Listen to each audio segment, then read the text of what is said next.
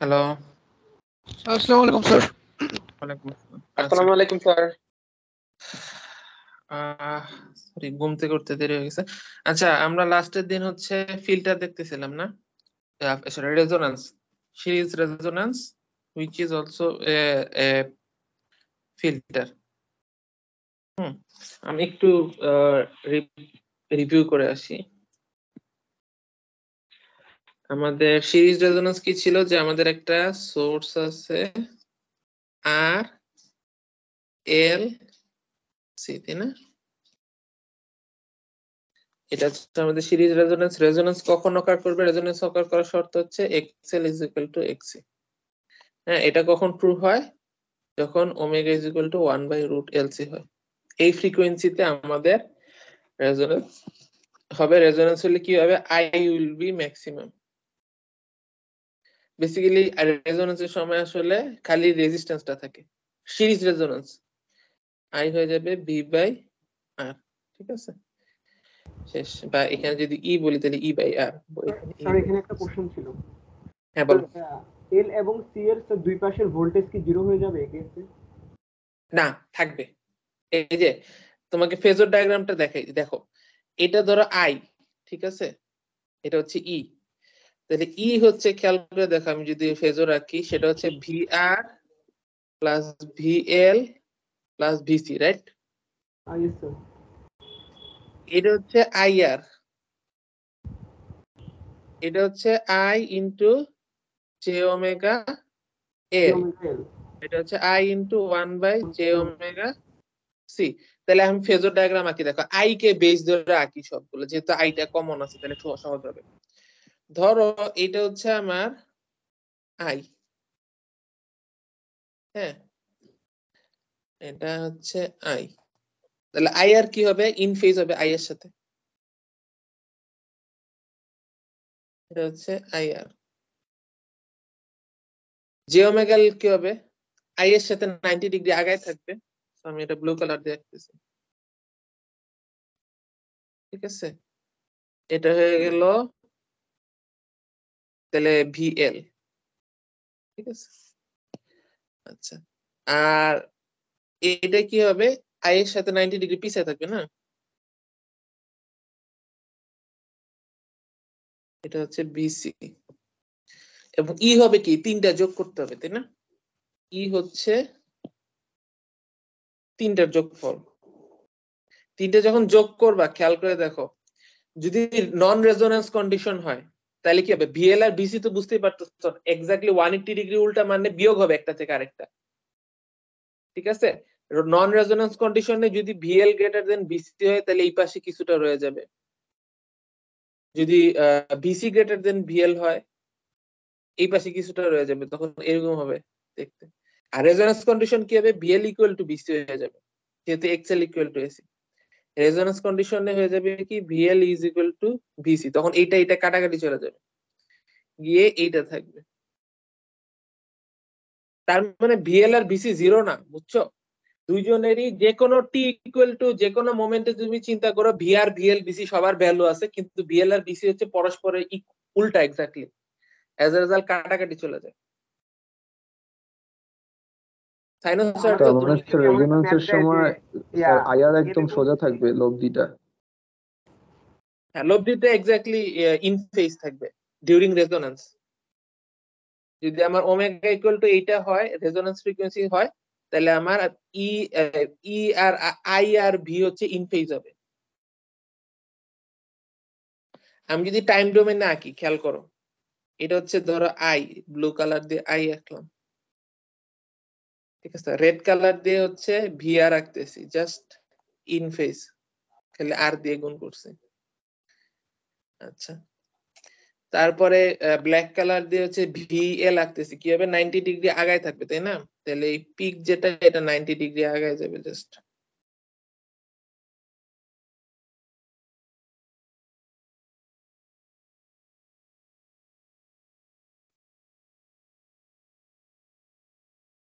ঠিক আছে, এটা হচ্ছে VL, 90 ডিগ্রি আগায় গেল। আই, এটা হচ্ছে VR, হচ্ছে আই।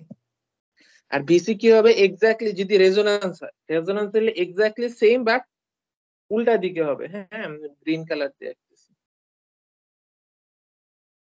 বিসি হবে 90 ডিগ্রি পিছে, ঠিক আছে? খেয়াল করে দেখো, আমি যদি 90 ডিগ্রি পিছ চাই, এই যে পিকটা এখানে এসে পড়বে না?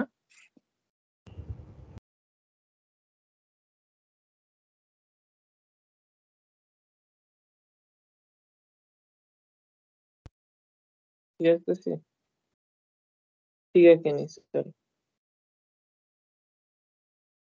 পিকটা, হ্যাঁ ঠিকই আঁকতেছিলাম ধরো 90 ডিগ্রি পিছাইছে কালোটার সাপেক্ষে গ্রিনটা। ঠিক আছে, এটা হচ্ছে বিসি। ঠিক আছে, এটা তাহলে আই এর সাপেক্ষে দেখো, আই আর ভিএল হচ্ছে 90 ডিগ্রি আগায় 90 ডিগ্রি পিছে। এখন ভিএল আর বিসির দিকে তাকায় দেখো, যোগ করলে কি হবে? পারফেক্টলি 180 ডিগ্রি না? একটা একটা জাস্ট উল্টা। Yes, sir. এই যে Yes, sir. Yes, sir. এই দুইটা পরস্পরের উল্টা হয়ে গেছে। অ্যাজ এ রেজাল্ট যখন যোগ বিয়োগ করবা, একটা কজ ওমেগা টি হলে আরেকটা, একটা যদি কজ ওমেগা টি আর একটা মাইনাস কজ ওমেগা টি হবে, অ্যামপ্লিটিউড দুইটা জাস্ট বিয়োগ হয়ে যাবে। ঠিক আছে, আর রেজোন্যান্সের সময় কি হবে? দুইটা অ্যামপ্লিটিউডও ইকুয়াল হয়ে যাবে। ওমেগা ইকুয়াল টু যদি 1/√LC হয়, অ্যামপ্লিটিউড ইকুয়াল যখন যোগ করবা কাটাকাটি শূন্য হয়ে যাবে, খালি তখন হচ্ছে এই রেড কালারটা থাকবে। এটাই ই ইকুয়াল টু এটা হয়ে যাবে তখন, কারণ ভিএল আর বিসি কাটাকাটি করে ফেলবে ডিউরিং রেজোন্যান্স। ঠিক আছে, অন্য কেসে আবার রয়ে যাবে কিছুটা। Anyway. আমাদেরকে এমন বলে যে ভোল্টেজ ডিফারেন্স হচ্ছে এল এবং সি এর দুই পাশে জিরো কোন ফ্রিকোয়েন্সির জন্য, কিভাবে মেজারমেন্ট করবো এটা? মানে এটাই তো কোন ফ্রিকোয়েন্সি রেজোন্যান্স ফ্রিকোয়েন্সি হবে না? রেজোনেন্স ফ্রিকোয়েন্সি হবে? কোনটা বলতেছো, যে ভিএল আর বিসি সমান হবে এটা বলতে যাচ্ছ? না স্যার, আমি বলতে চাচ্ছি হচ্ছে মানে কোন ফ্রিকোয়েন্সির জন্য, মানে ই এর কোন ফ্রিকোয়েন্সির জন্য এল এবং সি এর দুই পাশের ভোল্টেজ ডিফারেন্স জিরো হবে। আচ্ছা, বুঝতে পারছি তোমার কথা। তুমি বলতে চাচ্ছ ভিএল ইজ ইকুয়াল টু 0 হবে এরকম হ্যাঁ, মানে এল এর নাকি? এই এটা পাশে আর বলতে সি এর চাচ্ছি এই পাশে, মানে এই এল সি এর জায়গাটা, দুই পাশে। এই পুরাটা আর হ্যাঁ 0 বলতে চাচ্ছি। হ্যাঁ, এই পুরোটা জিরো বলতে চাচ্ছি। জি স্যার। এটাই রেজোন্যান্স কন্ডিশন, কারণ এই পুরোটা 0 মানে কি VL plus BC is equal to 0। Sir ওইটা বুঝাচ্ছিলাম। হ্যাঁ হ্যাঁ, VL plus BC equal to 0 মানে V equal to minus BC, যেটাই তো VL equal to minus BC, তাই না? Yes, sir. এটাই VL equal to minus BC, তার মানে এটাই রেজোন্যান্স কন্ডিশন বেসিক্যালি। এনিওয়ে, তাহলে এটা ছিল এরকম। এরপর এটার জন্য আমরা ইয়াও দেখছিলাম, শুধু ওমেগা অন্য কেস হলে কি হবে, আমার গ্রাফ দেখছিলাম একটা 0 থেকে এরকম, তাই না? আমি যদি আই এর ম্যাগনিটিউড নিয়ে গ্রাফ আঁকি, ঠিক আছে, ওমেগা ভার্সেস আই, এটা হচ্ছে আমাদের রেজোন্যান্স ফ্রিকোয়েন্সি। তারপর বলছিলাম যে এটা আসলে একটা ব্যান্ড পাস ফিল্টারের মতো আচরণ করে। ঠিক আছে, ব্যান্ড পাস ফিল্টার কেন? দেখো, আমরা যদি বলি এই ন্যারো একটা জায়গায় এই জিনিস পাস করতে দিচ্ছে, অন্য জায়গায় পাস করতে দিচ্ছে না। ঠিক আছে, তো ফিল্টারের একটা ডেফিনিশন আছে, ন্যারো কত ন্যারো, সেটা হচ্ছে আমরা বলতেছিলাম যে ব্যান্ডউইথ। একটা ফিল্টার কত ন্যারো সেটা আমরা কি দিয়ে এক্সপ্রেস করি? একটা হচ্ছে ব্যান্ডউইথ দিয়ে এক্সপ্রেস করি। ব্যান্ডউইথ কি হবে? একটা হচ্ছে মানে কাট অফ ফ্রিকোয়েন্সি, দুইটা ডিফারেন্স। ঠিক আছে, পরে পাস ব্যান্ড ফিল্টার, এটা হচ্ছে আমাদের ব্যান্ডউইথ, এভাবে করে আমরা ডিক্লেয়ার করি। Cut off frequency, cut off frequency কি? যেই পয়েন্ট গুলাতে আমার হচ্ছে এই স্টপ ব্যান্ড থেকে পাস ব্যান্ড ট্রানজিশন হয়। কিরকম পাস ব্যান্ড ট্রানজিশন? এই যে যেমন ধরো এই জায়গাটুকুকে আমরা বলতেছি পাস করতে দিচ্ছে না, এটাও পাস করতে দিচ্ছে না, এইখানটা পাস করতে দিচ্ছে। আমরা যদি আইডিয়াল এর সাথে কম্পেয়ার করি, এইটার মতো আর কি, এটা কিন্তু একটু ব্যাকাতের এটা। ঠিক আছে, এই জায়গাটা হচ্ছে আমাদের পাস ব্যান্ড। তো আমাদের কাট অফ ফ্রিকোয়েন্সি কি? এটা একটা কাট অফ ফ্রিকোয়েন্সি, এটা একটা cut off frequency, f1 f2। এখন হচ্ছে বলবা যে এখানে f1 f2 তো দেখে বোঝা যাচ্ছে না, এখানে ডেফিনিশন কি? যে পয়েন্টে পাওয়ারটা অর্ধেক। ঠিক আছে, পাওয়ার অর্ধেক মানে ভোল্টেজ বা কারেন্ট কি হবে? 1/√2 গুণ। ঠিক আছে, সো এটা যদি বলি আই ম্যাক্স, পিকটাকে যদি বলি আই ম্যাক্স, এই জায়গাগুলো হবে I max বাই √2, ঠিক আছে? তো এই শর্তগুলো অ্যাপ্লাই করে আমরা f1 আর f2 বের করতে চাই। কিভাবে বের করব? এই যে আমরা গত ক্লাসে এটা ক্যালকুলেশনটা দেখছিলাম, একটু বড় ক্যালকুলেশন, আমি রিপিট করতেছি না। একটা দ্বিঘাত সমীকরণ সলভ করছিলাম, মনে আছে? দ্বিঘাত সমীকরণ সলভ করে এরকম একটা কিছু নিয়ে আসছিলাম আমি। আর ওইটা আসলে সোজা প্রসেস, বাট জাস্ট এই যে এটা অ্যাপ্লাই করলেই হয়ে যাবে, বা বইও করা আছে। এই জিনিসটা যদি, এই শর্তটা যদি অ্যাপ্লাই করে তোমার কোয়াড্রেটিক ইকুয়েশন সলভ করো, এই জিনিসটা আসা পড়বে, ঠিক আছে? যে এটা হচ্ছে f1 f2 দুইটা ফ্রিকোয়েন্সি ছিল, তো প্লাস মাইনাস ছিল, বুঝতেছো? একটা f1 একটা f2। এনিওয়ে, তো যখন আমরা বিয়োগ করব আলটিমেটলি ব্যান্ডউইথ হবে হচ্ছে f1 f2 ডিফারেন্স, ঠিক আছে? তো ডিফারেন্স করে লাস্টে এইটা আসছে, ব্যান্ডউইথ r/2πrl, ঠিক আছে? এবং একটু ফর্মুলা একটু দেখো, অনেক সময় ছোটখাটো ম্যাথ দেয় বা প্রুফ করতে দেয়, দেখা হচ্ছে এইটা ইকুয়াল টু অমুক, ঠিক আছে? আর কিউ কিউ কি ছিল? কিউ ছিল কতটা ন্যারো রেজোন্যান্স, হ্যাঁ, কিউ ছিল রেজোন্যান্স কতটা ন্যারো, এটা এই জায়গাটুকু কত ন্যারো একটা ছিল, এটা হচ্ছে এই কিউ হচ্ছে quality factor of a resonance. Resonance যত ন্যারো হবে এটা তত ন্যারো কিউ হবে। এটা হচ্ছে loss by Q by P average, ঠিক আছে, which is equal to X XL অথবা এক্সসি, যেটাই বলো, যে কোনো একটা এক্স, যেহেতু দুইটা কাটাকাটি করে ফেলে, যে কোনো একটা ভ্যালু নিতে হবে বাই আর, ঠিক আছে? ওখান থেকে আসলে আমরা এরকম একটা ফর্মুলা বের করছিলাম, √L/c, ঠিক আছে? কিউ এর একটা ডেফিনিশন ছিল। তো ওই ডেফিনিশন গুলা যদি এখানে মানো, এল এর ভ্যালু বসায় দাও, দিয়ে আলটিমেটলি তোমার ওই bandwidth equal to FS P, এগুলো ম্যাথমেটিক্যাল ম্যানিপুলেশন, তোমরা একটু দেখো। আচ্ছা, তো আলটিমেটলি এখান থেকে আরো একটা জিনিস খুব ইন্টারেস্টিং, সেটা হচ্ছে fs is equal to √f1 f2, that means আমাদের রেজোন্যান্ট ফ্রিকোয়েন্সি বা মিড ব্যান্ড ফ্রিকোয়েন্সি বলে এটাকে, mid band frequency, resonant frequency বলো বা মিড ব্যান্ড ফ্রিকোয়েন্সি বলো, এই পিক ভ্যালুটা, এই যে পিক ভ্যালুটা, এটা আসলে geometric mean of f1 and f2। Geometric mean মানে কি? ঠিক আছে, এটা দেখে মনে হচ্ছে এভারেজ করলে একদম মিড পয়েন্ট আঁকছি, যে এরকম মনে হচ্ছে না এভারেজ করলে আসবে, আসলে আঁকাটা ঠিক না। এই জায়গাটা অনেক কম ফ্রিকোয়েন্সি, ধরো 500 হার্জ 1000 হার্জ এরকম, আর এটা ধরো হচ্ছে 100 কিলো হার্জ বা এরকম, অনেক দূরে। তো আসলে এই জায়গাগুলা তোমার এই এই জন্য এই জায়গাগুলাতে আসলে এটা এক্স্যাক্টলি মাঝখানে পড়বে না, পড়বে হচ্ছে ইয়াতে, geometric mean, not arithmetic mean. তোমরা পড়ছো জিওমেট্রিক মিন, অ্যারিথমেটিক মিন? আমি বোধহয় বলছিলাম একদিন আরএমএস পড়ানোর সময়। আপনি বলছিলেন স্যার। হ্যাঁ হ্যাঁ, তো এটা আসলে জিওমেট্রিক মিনে পড়বে, এক্স্যাক্টলি মাঝখানে না, ঠিক আছে?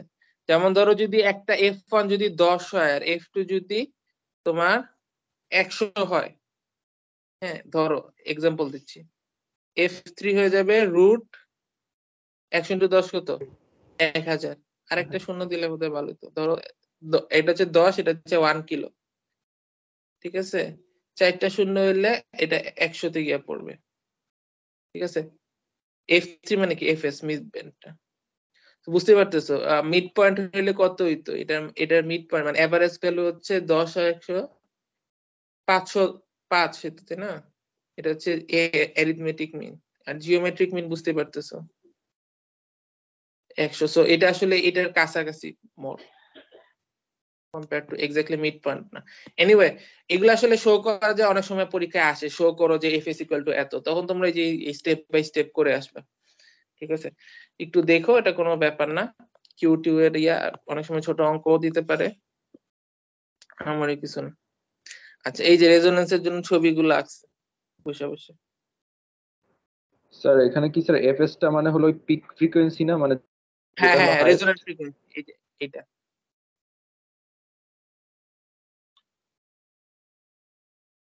আচ্ছা, এখানে এক্সাম্পল ম্যাথ করছে, what is the Q of the circuit, resonant frequency 500 হলে ব্যান্ডউইথ কত বের করো, ইত্যাদি ইত্যাদি।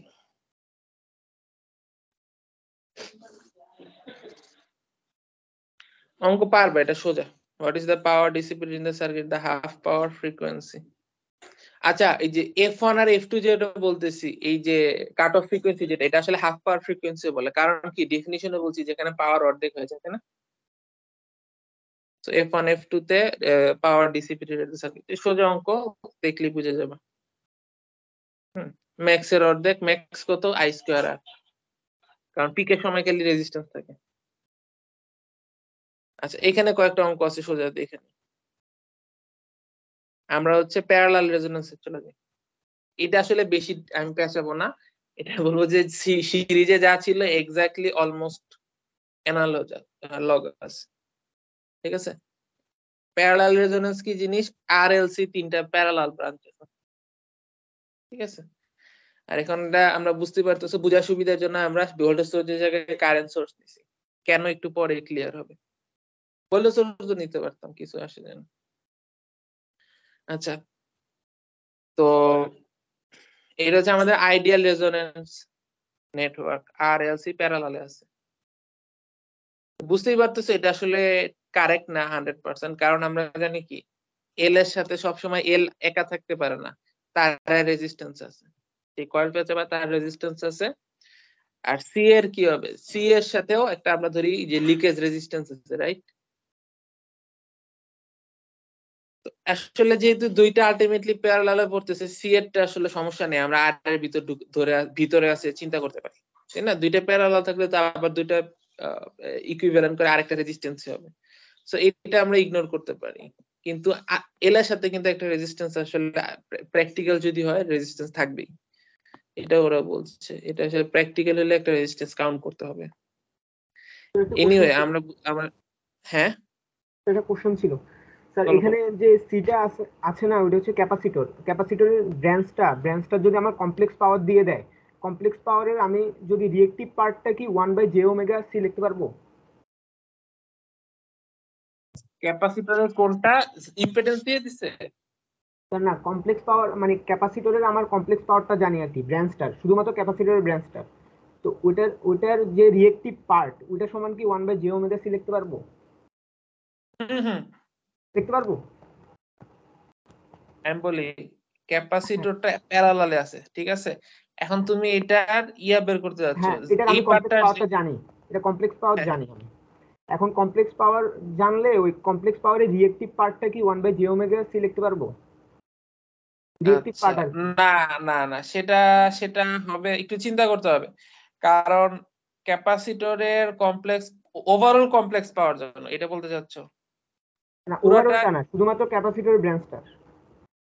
শুধু এই পার্টটা, হ্যাঁ, শুধু এই এই পার্টটা। পার্টটা জানলে, হ্যাঁ এটাই তো আসলে পি, এটা তো বুঝতেই পারতেছি। এখানে যদি কোনো আর না থাকে, এটা কিউই পাবা খালি, এখানে তো আর পি পাওয়া যাবে না, শুধু ক্যাপাসিট্যান্স যদি থাকে, বুঝতেছো? তখন যেটা হবে, কিউ আসলে হয়ে যাবে আই স্কোয়ার। পি তো আমি যদি পাওয়া ম্যাগনিটিউড যায়। অফ কিউ যেটা ইগনোর করি, এটা হবে আই স্কোয়ার, আর যেটা ছিল আই স্কোয়ার এক্স হবে, X C is equal to V square by X C. তুমি এখন এই ফর্মুলা অ্যাপ্লাই করতে পারবে। আই স্কোয়ার এক্সি হচ্ছে আসলে 1/ωc, আর এখানে V square 1/ωc into V square, এই ফর্মুলা গুলো ইউজ করতে পারবে। স্যার এক্সি সমান হচ্ছে, আমি অনেক জায়গায় দেখছি যে X C is equals to R into tan θ1 minus tan θ2। ওইটা হচ্ছে পাওয়ার ফ্যাক্টরের, পাওয়ার ফ্যাক্টর যখন এক্সটেন্ড করা হয় বা কমানো হয়, ওই সূত্রটা কি ঠিক আছে? ওইটাই তো বলতেছি, এখানে তো কোনো আর নাই বাপ। তুমি তো খালি একটা ব্রাঞ্চ বললা, যদি ওভারঅল বলতে তখন বলতাম যে হ্যাঁ, তখন আবার ওই জিনিসগুলো করতে হবে। তুমি একটা ব্রাঞ্চের কথা বললাম না। হ্যাঁ হ্যাঁ, জি স্যার।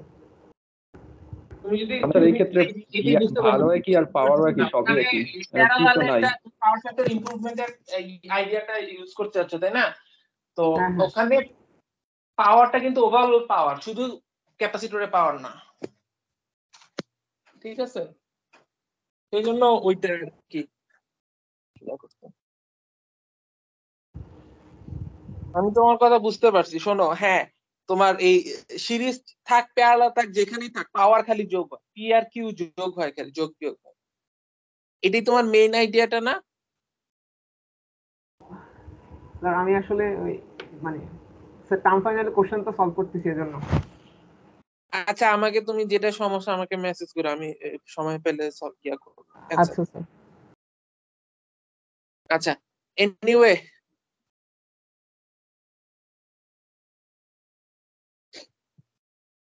তো ওরা যেটা বলতেছে যে আর যদি আমার একটা থাকেও, এটাকে আসলে আমরা আসলে এই সার্কিটটাই সলভ করব, মানে আইডিয়ালটাই সলভ করব। হ্যাঁ, এটা আমরা রাখবো না, আমরা এইটাই সলভ করব। তাহলে বলবা যে এটা তাহলে তো হইলো না, এটাকে ছিল আমরা এটাতে কনভার্ট করতে পারবো। কিভাবে কনভার্ট করতে পারবো খেয়াল করে দেখো। এভাবে করে চিন্তা করতে পারি যে আমাদের এই যখন প্যারালাল থাকে, আমাদের বোঝার সুবিধার জন্য আমি বলি, আমাদের সিরিজের জন্য শর্ত কি, Z is equal two Z1 plus Z2, তাই না? প্যারালালের জন্যটা একটু ঝামেলা, ওই যে 1/Z1 1/Z2 হোল ইনভার্স। কিন্তু প্যারালালের ক্ষেত্রে ওয়াই সোজা, তাই না? ওয়াই হচ্ছে ওয়াই প্যারালাল হচ্ছে Y1 plus Y2, right? Yes sir. এই জন্য এটা ওয়াই দিয়ে আমরা হিসাব করব। ঠিক আছে, 1/Z হচ্ছে 1/Z1 plus 1/Z2, that is Y equal to Y1 plus Y2। ঠিক আছে, ইম্পিডেন্স ইউজ তাহলে করছি না তাহলে? হ্যাঁ হ্যাঁ, ইম্পিডেন্স ইউজ করছি আমরা এখানে নাকি অ্যাডমিটেন্স? হ্যাঁ হ্যাঁ অ্যাডমিটেন্স ইউজ করতেছি। ওকে, থ্যাংক ইউ কেন স্যার। ইউজ করতেছি আমি বলতেছি, মানে কিভাবে ইউজ করতেছি সেটাও আগে বলি। খেয়াল মানে করে ইজি দেখো হয় দেখে। কিভাবে, দেখো দেখো না, এইটাতে আমার আর আর এক্স দুইটাই আছে। এটাকে আমরা এমন ভাবে চিন্তা করব, এখানে একটা প্যারালাল আর আর একটা প্যারালাল এল এর combination, but overall Z same থাকবে। মানে এটা রিয়েল আর ইমাজিনারি পার্ট আলাদা করতে হবে, বুঝতেছো আমার কথা? ও ইয়েস স্যার, বুঝছি। তাইলে এখন দেখো টোটাল ওয়াইটা কত এখানে আমার, 1/RL প্লাস JXL, রাইট? জি স্যার। এটাকে আমরা দুই ভাগ করে ফেলি, মানে এটাকে আমরা এ প্লাস আইবি ফরম্যাটে প্রকাশ করি। ঠিক আছে, RL মাইনাস XL উপরে নিচে গুণ দিলাম, তাহলে কি হবে বুঝা যাচ্ছে, রাইট? হুম, এই যে a মাইনাস 1/a বুঝছি প্লাস স্যার, আইবি, বুঝছি স্যার। ইয়েস স্যার, ঠিক আছে এ স্যার। আর রিয়েল আর ইমাজিনারিতে করতে হলে কি করতে জি হবে? স্যার, ঠিক আছে স্যার। তাহলে এখন এটা রিয়েলটাকে আলাদা করে ফেললাম, RL plus XL square plus plus না, এটা আসলে মাইনাস হয়ে গেল, ইমাজিনারি পার্টটাকে আলাদা করে ফেললাম। ঠিক আছে? এখন এটা হচ্ছে বাম পাশটা, ডান পাশটা কি ছিল, Y1 প্লাস Y2 ছিল না? তো আমরা চিন্তা করতে পারি এইটা Y1 থেকে আসতেছে প্লাস এইটা Y2 থেকে আসতেছে। তাহলে কি করতে হবে, এই Y1টা খালি, তখন Y1টা কি আসলে একটা পিউরলি রেজিস্টিভ হয়ে যাবে না, জি এখানে স্যার। যেহেতু কোনো ইমাজিনারি পার্ট নাই। তো এটাকে একটা 1/R চিন্তা করতে পারি। 1/R সেটা হচ্ছে এরকম RL plus RL plus XL square. তাহলে আর টার ভ্যালু হয়ে গেল RL plus XL square divided by RL। আর এই জায়গাটুকু চিন্তা করতে পারি Y2 থেকে আসতেছে, তাহলে Y2 টা কি, শুধু যে ইমাজিনারি পার্ট। ঠিক আছে, Yes, সো sir. এটা আসলে একটা x থেকে আসতেছে। ঠিক আছে, 1/jx থেকে আসতেছে ধরে নাও, ইকুয়াল টু এটা আসতেছে না, minus J XL by RL square plus XL square. বা এখান থেকে আসলে এক্সটা হয়ে যাবে, যে যে কাটটা যাবে মাইনাস মাইনাস চলে যাবে, কারণ মানে যেটা উপরে উঠে গেলে মাইনাস জে হয়ে যেত। তাহলে এটা আসতেছে RL square plus XL square by XL। ঠিক আছে, সো আসলে আমাদের যে এই জিনিসটা ছিল, একটা রেজিস্ট্যান্স উইথ এ এল, এটাকে এখন আমরা এভাবে করে চিন্তা করতে পারি, একটা রেজিস্ট্যান্স আর একটা এল প্যারালাল, যেখানে এখানে এটা ছিল আর আর এটার ভ্যালু ছিল XL, আর এখন এটার ভ্যালু হয়ে গেল RL plus XL square by RL, আর এটার ভ্যালু হয়ে গেল RL স্কয়ার স্কয়ার চলে গেল plus XL square by XL। বুঝাচ্ছে? সো ইকুইভ্যালেন্ট আর আর, এটা করলে সুবিধা কি হলো, আমরা এখানে একটা আর ছিল, এখানে একটা ধরো RL, এটা এটা আর এটা সি। তাহলে এটা যখন আমি এইটাতে কনভার্ট করব, খেয়াল করো, তখন এই যে এই জায়গাটা হচ্ছে এই জায়গাটা কনভার্ট করলে এটার সাথে এটা দুইটা প্যারালাল হয়ে নতুন একটা আর হয়ে যাবে, আর সি তো সি আবারও আর এল সি আমার আইডিয়াল ব্রাঞ্চ হয়ে গেল, বুঝতেছো? আর এল এর ভ্যালুটা নতুন একটা ইকুইভ্যালেন্ট এল হয়ে গেল। তো আসলে স্যার আমাদের ইকুয়েশনটা যদি স্যার আবার একটু 1 মিনিটের জন্য যাইতেন, মানে ওই মানে আর এল বাই, হ্যাঁ স্যার ঠিক আছে স্যার, একটু হোল্ড করেন।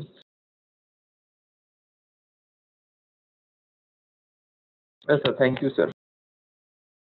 ঠিক আছে। আচ্ছা, এত মাথা কামড় এখানে বইয়ে সুন্দর করে করে দিছে, আমি তো একটু বোধহয় এক লাইন স্কিপ করছি, এই জন্য তোমরা কনফিউজ হয়েছে। বেসিক্যালি আমরা চিন্তা করতেছি দুইটা ওয়াই এর যোগফল, তো এটাকে দুইটা ওয়াই এর যোগফল চিন্তা করতেছি। এই ওয়াইটা দুইটা ওয়াই এর যোগফল, একটা ওয়াই এ খালি রিয়েল পার্ট থাকবে আর একটাতে ইমাজিনারি পার্ট থাকবে। অ্যাজ এ রেজাল্ট এটাকে আমরা এই ব্রাঞ্চটাকে আমরা এইভাবে করে এক্সপ্রেস করতেছি, একটা রেজিস্ট্যান্স আর একটা ইন্ডাকটেন্সের প্যারালাল কম্বিনেশন। ঠিক আছে? সো ওই Yes, sir. ট্রিক্সটা ইউজ করে আমরা আলটিমেটলি, এটা করার অর্থ হচ্ছে আমাদের আলটিমেটলি এইটা অ্যানালাইসিস করা লাগবে না, এটা যদি থাকেও আমরা এইটাতে কনভার্ট করে ফেলতে পারবো। ঠিক আছে? সো আমাদের এটা আর মাথা ঘামানো লাগবে না, শেষ। তাহলে আমরা এখন এই আমার আইডিয়াল সার্কিট, এই আইডিয়াল সার্কিটটাতে রেজোন্যান্স হিসাব করব। এখানে আমরা আগের বারের মতো এত পেঁচাল পারবো না, সরাসরি বলে দিতে পারবো রেজোন্যান্স কখন হবে, যখন XL is equal two XC হবে, আগের বারের মতো। বুঝতেছো? কারণ এখানে ওয়াই টি কত, আমাদের টোটাল টোটাল ইম্পিডেন্স কি হবে বলতো, 1/r, মানে ওয়াই পি আসলে তিনটা যোগফল, প্যারালাল তো, Y R plus Y L plus Y C, right? Parallel হইলে ওয়াই যোগ হয়। সো আর আমি যদি সিরিজের সাথে কম্পেয়ার করি, সিরিজের জেড টি কি ছিল,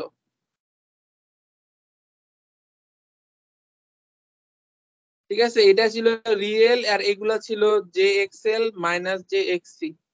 তাহলে জেড যখন মিনিমাম হইতো তখন রেজোন্যান্স হইতো, তাই না? জেড যখন মিনিমাম হইতো কখন হইতো, এই দুইটা কাটাকাটি চলে গেলে খালি আর থাকতো, তখন রেজোন্যান্স হইতো। এখন কি হবে, এখন চিন্তা করে দেখো, ওয়াই ওয়াই ওয়াই ওয়াই দিয়ে আমরা চিন্তা করতেছি, ওয়াই আর হচ্ছে আর 1/r, এটা হয়ে যাচ্ছে 1/j⍵l, আর এটা হয়ে যাচ্ছে প্লাস j⍵c, তাই না? 1/z লিখতেছি, 1/j⍵l আর j⍵c। এখনো চিন্তা করে দেখো ওয়াই এর ভ্যালু, এটা কি মিনিমাম না ম্যাক্সিমাম?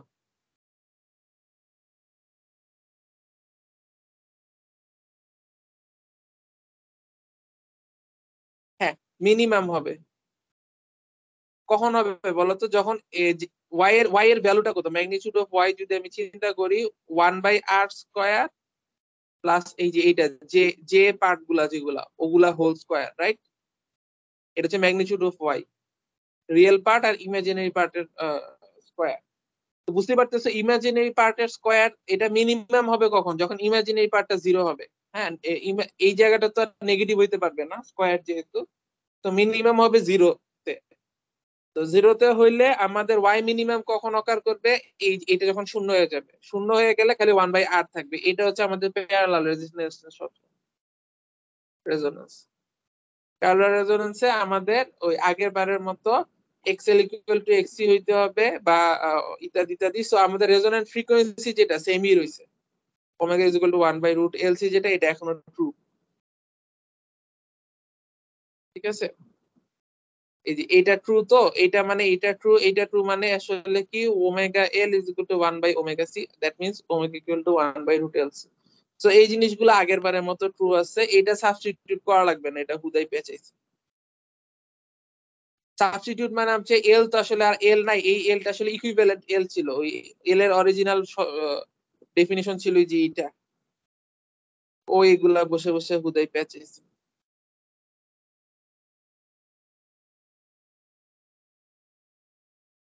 এটাই কি এফপি কি জিনিস?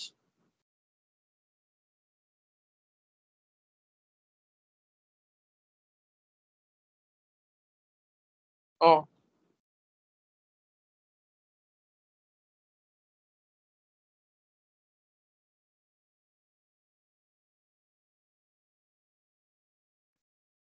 হ্যাঁ, আচ্ছা এটা তাহলে আচ্ছা আমি একটু লাস্টে আইডিয়াল রেজোনেন্সে তাহলে omega is equal two 1/√LC কিন্তু আইডিয়াল মানে বা এফ এস যদি বলি এফ ইজ ইকুয়াল টু 2π আসবে একটা নিচে √LC। হ্যাঁ কিন্তু আইডিয়াল যদি না হয়, যদি আমরা ওই যে এল এর যে গ্যাঞ্জাইম একটু আগে দেখালাম, যদি এল এর সাথে একটা রেজিস্ট্যান্স ধরি আমরা, তখন কি হবে, এল এর ভ্যালু আসলে এল রাখা যাবে না, এল এর ভ্যালুটা আসলে হয়ে যাবে ওই যে এই ফর্মুলাটা ইউজ করতে হবে আমরা যেটা দেখছিলাম, এক্সএল আসলে RL square plus XL square by, মানে এটা হচ্ছে এক্স ইকুইভ্যালেন্ট।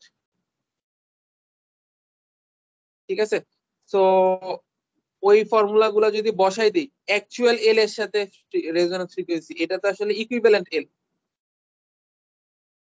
এটা বসাই দিলে অ্যাকচুয়াল এল এর সাথে ফ্রিকোয়েন্সি কম্পেয়ার করতেছে, ওই মানটা বসায় হিসাব করছে, তোমরা হিসাবগুলো দেখো, লাস্ট লাইনটা আমি দেখি। এটাতে দেখে কি বলতেছে যে আমার রেজোন্যান্ট ফ্রিকোয়েন্সি শুধু এল আর সি, এখানে আসলে 1/√LC টা আছে। হ্যাঁ, প্যারালাল রেজোন্যান্স ফ্রিকোয়েন্সি কি 1/√LC into √1 minus RL square into C/L, এরকম একটা কিছু আসছে। এটা ছিল হচ্ছে আইডিয়াল, আর এটা যদি আইডিয়াল না হয়ে যদি আমরা একটা ইন্ডাকটেন্সের রেজিস্ট্যান্স ধরি, এই পার্টটা একটা এক্সট্রা ফ্যাক্টর আসছে। এই এক্সট্রা ফ্যাক্টর দিয়ে দেখে বুঝতে পারতেছি রেজোন্যান্ট ফ্রিকোয়েন্সি সিরিজের জন্য, আচ্ছা এটা আমি এমফাসাইজ বলতে ভুলে গেছি, সিরিজে resonance frequency is independent of রেজিস্ট্যান্সের ভ্যালুর উপর ডিপেন্ড করে না, রাইট, এল আর সি এর উপর ডিপেন্ড করে। তুমি যতই রেজিস্ট্যান্স বাড়াও বা কমাও, রেজোন্যান্স পয়েন্ট চেঞ্জ হবে না। কি চেঞ্জ হবে, রেজিস্ট্যান্স বাড়ালে এটা ন্যারো হবে বা ওয়াইড হবে, রেজিস্ট্যান্স কমাই দিলে এটা ন্যারো হবে। কিন্তু এই যে কোন পয়েন্টে রেজিস্ট্যান্স হবে সেটা কিন্তু রেজিস্ট্যান্সের ভ্যালুর উপর ডিপেন্ড করে না। ঠিক আছে, এফএস ইজ ইন্ডিপেন্ডেন্ট অফ আর, এখানেও এটা প্রথমে ট্রু ছিল, বাট ইন্ডিপেন্ডেন্ট অফ পুরাপুরি আর না, এটা হচ্ছে ইন্ডাকটেন্সের সাথে প্যারালালে যে আরটা আছে সেটার উপর ইন্ডিপেন্ডেন্ট না, এটার উপর কিছুটা ডিপেন্ডেন্ট। এবং এখানে একটু খেয়াল করে দেখো, আরএল এর ভ্যালু যদি তুমি বাড়াইতে থাকো, একসময় এই জায়গাটা নেগেটিভ করে দিতে পারবে না, রুটের ভিতরটা, বুঝতেছো আমার কথা? আরএল বাড়াইতে থাকলা, বাড়াইতে বাড়াইতে এক সময় রুটের ভিতর নেগেটিভ এসে পড়বে না, 1 মাইনাস, তো তখন Yes, কি হবে, sir. তখন হচ্ছে মানে এটা ইমাজিনারি, দ্যাট মিন্স এই রেজোন্যান্স ফ্রিকোয়েন্সিটা তুমি পাবাই না খুঁজে। তো সিরিজের ক্ষেত্রে রেজোন্যান্স অলওয়েজ হয়, যে একটা ফ্রিকোয়েন্সি পাবাই, কোথাও না কোথাও হাই হোক লো হোক, এলআরসি এর ভ্যালু যদি 0 বা ইনফিনিটি না হয়, ওমেগা তুমি পাবাই একটা, ওমেগা ইকুয়াল টু 1/√LC। ঠিক আছে, কিন্তু প্যারালালের ক্ষেত্রে আমি বলতেছি সেটা হচ্ছে আমরা রেজোন্যান্স পাইতেও পারি নাও পাইতে পারি, ডিপেন্ডিং অন দা আরএল, বুঝতেছো? আর এই জায়গাটা, এই রেজিস্ট্যান্সটা যদি বেশি বড় হয়ে যায়, আমাদের রেজোন্যান্স নাও হইতে পারে। ঠিক আছে,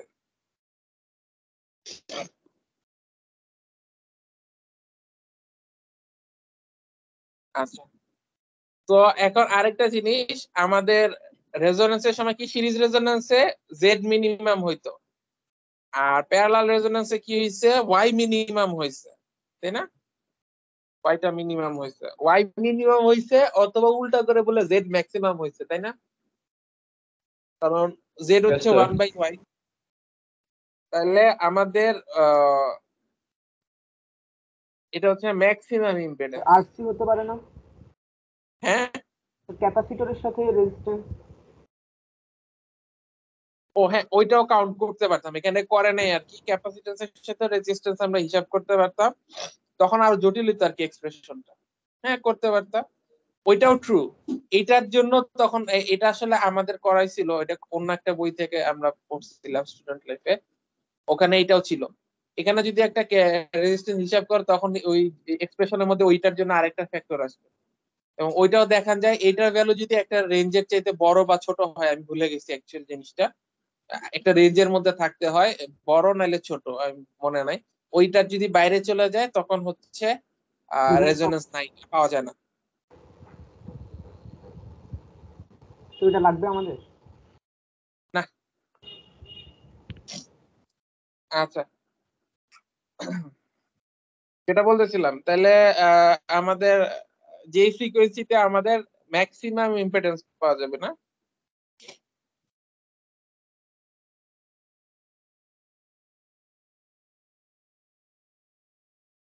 এটা কি করলো?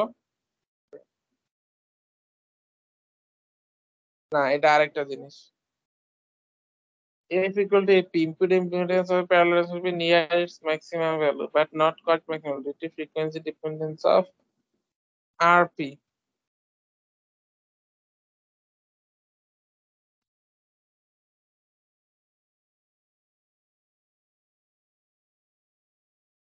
ও আচ্ছা,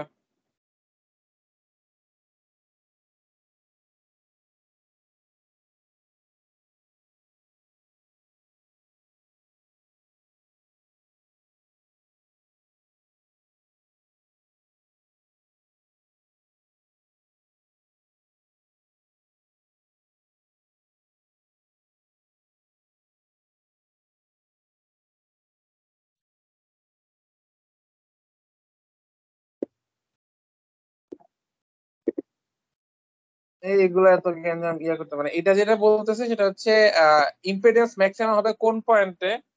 আমি যেটা বলছিলাম যেই পয়েন্টে ওয়াই মিনিমাম হবে সেই পয়েন্টে এটা ম্যাক্সিমাম হবে বলে দিয়ে আমি বলে দিয়েছিলাম যে রেজোনেন্স পয়েন্টে আমার ম্যাক্সিমাম ইম্পিডেন্স হবে। এটা আসলে 100% ট্রু না, কারণ আমাদের যে আর ছিল, আর এখন আর আইডিয়াল আর নাই। আর এর ভিতরে আসলে এই যে আমাদের যে ইম্পিডেন্স ছিল, এই যে এক্সেল ছিল, এই পার্টটাকে তো আমরা দুই ভাগ করে ফেলছিলাম। আর এল সি এইটা যদি হইতো, আমি ওই কথাটা যে বলছি রেজোনেন্স পয়েন্টে আমার ওয়াই মিনিমাম জেড ম্যাক্সিমাম হইতো। কিন্তু এইটা যদি হিসাব করি, রেজিস্ট্যান্স যদি হিসাব করি, এটাকে আমরা আবার স্প্লিট করছিলাম একটা রেজিস্ট্যান্স। এই স্প্লিটের ভ্যালুটা হয়ে গেছিল x l square plus r l square by r l. এখানে অরিজিনাল আর, তাহলে টোটাল আর হয়ে যাবে এই দুইটার প্যারালাল আবার। ঠিক আছে? সো অ্যাজ এ রেজাল্ট এই যে ওভারঅল রেজিস্ট্যান্স, এটা একটা ফাংশন অফ এক্স, এক্স এর ভিতর ওমেগা আছে, তাই না? এটার ভিতরে একটা ওমেগা রয়েছে। এই ওমেগাটা থাকার কারণে তুমি যদি এই গ্রাফের দিকে চিন্তা করো, আহ আমাদের ওয়াই কি, ওয়াই ওয়াই হচ্ছে যেই পয়েন্টটা আসলে x l is equal to x t হয়ে গেছে, এই দুইটা কাটাকাটি চলে যাবে, ঠিক আছে, কিন্তু স্লোপ যদি চিন্তা করো, হ্যাঁ, জেড ম্যাক্সিমাম হবে কখন, যেই পয়েন্টে আমাদের ওই যে ম্যাক্সিমাম অর মিনিমাম, তাই না? ম্যাক্সিমাম মিনিমার শর্ত হচ্ছে এই যে ডেরিভেটিভ জিরো বা স্লোপ শূন্য হইতে হবে। তো এখন হচ্ছে এক্সেল এক্সি কাটাকাটি গেল, আর এর ভিতর ওমেগা থাকাতে স্লোপ জিরো হবে না, এখানে জিরো হয়, জিরো হবে আরেকটু পরে বা বামে বা ডানে। এই জন্য ওরা ওইটা আবার হিসাব করছে কোন পয়েন্টে রেজোন্যান্স গিয়া ম্যাক্সিমাম হবে। ঠিক আছে, হিসাব করে ডেরিভেটিভ করছে, করে এরকম একটা বের করছে। তো বের করে দেখাইছে যেটা এইটা, এই জিনিসটা আসলে সিরিজ রেজোন্যান্স আর প্যারালাল রেজোন্যান্সের মাঝামাঝি একটা পয়েন্টে আসলে হয়। এটা আসলে 1/√LC, আর এটা আসলে 1/√LC ইনটু ওই যে 1 - √RL ইত্যাদি ইত্যাদি, L/C বা C/L, সরি। এই যে সূত্রটা কই, এই যে এই সূত্রটা বুঝতে পারতেছো, দুইটা শিফট হয়ে গেছে, আর ম্যাক্সিমাম পয়েন্ট আসলে এটা মাঝামাঝি কোনো একটা পয়েন্টে গিয়ে পড়ে। এটা আসলে অত ইম্পর্টেন্ট না, এটা শুধু। আচ্ছা, ফাইনালি আমাদের কিউ, কিউ ওরা হিসাব করছে, তোমরা একটু দেখো কি করছে। লাস্টে যেটা গিয়ে বলতেছে কিউ হচ্ছে আসলে সিরিজে যদি আমরা ওই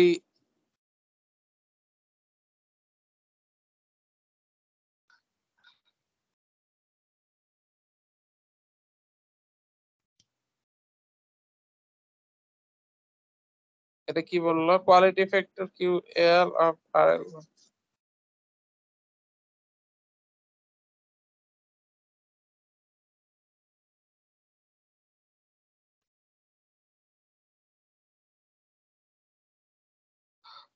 B square by R B square by x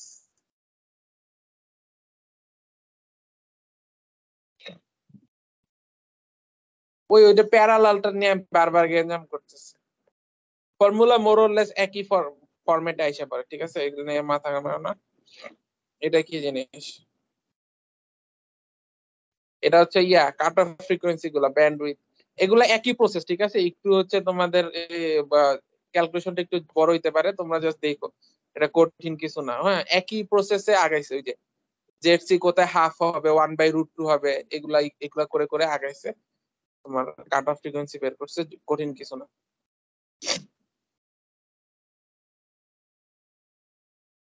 এইখানে আমি আর এত ডিটেলসে যেতে চাচ্ছি না। রেজোনেন্স এগুলা কি ব্যান্ডউইথ বের করছে, এই পিছনে এত কিছু লাগবে না। তোমরা হচ্ছে কিউ ব্যান্ডউইথ এগুলার ফর্মুলা জাস্ট ডেরিভেশনটা দেখবা, ঠিক আছে।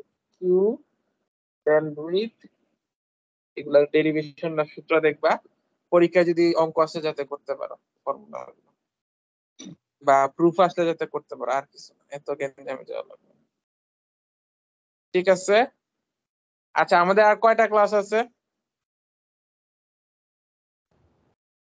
11টা ক্লাস আছে হ্যাঁ, এখন।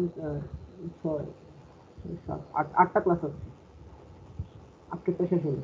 আচ্ছা, এটার পরে আরো 2 উইক আছে, এই উইকের পরে, তাই তো? তাইলে আমাদের ম্যাগনেটিক সার্কিট আছে, আর আমি ফিল্টারের কিছুটা আর একটু 11টা ক্লাস আছে। না না 8টা ক্লাস আছে। তাহলে আমি রেজোনেন্স আজকে শেষ করে দিলাম, এই উইকে ফিল্টার শেষ করে দিব, বাকি 2 উইক আমরা করব, কি বলে, ম্যাগনেটিক সার্কিট একটু সময় রাখা দরকার আসলে, কারণ ওইটা একটু নতুন কনসেপ্ট। হ্যাঁ, মাথায় ধরতে হবে, অনেক কিছু চিন্তা ভাবনা করতে সময় আর লাগবে। শুধু একটা টপিক বাকি আছে, ম্যাগনেটিক সার্কিট। হ্যাঁ হ্যাঁ, আর কি শুধু ম্যাগনেটিক সার্কিটে বাকি আছে? বুঝি নাই। টপিকস কি আর একটা বাকি আছে শুধু? আর ফিল্টারটা আমি আরেকটু ডিটেইলস, আমি তো একদিন দেখাইছিলাম, তাও লো পাস হাই পাস ইত্যাদির কয়েকটা এক্সাম্পল দেখাতে যাচ্ছিলাম। তো ফিল্টারটা একটু দেখাবো, দেখে তারপর ম্যাগনেটিক সার্কিট, মানে মেজর টপিক আসলে ম্যাগনেটিক সার্কিট বাকি আছে আমাদের।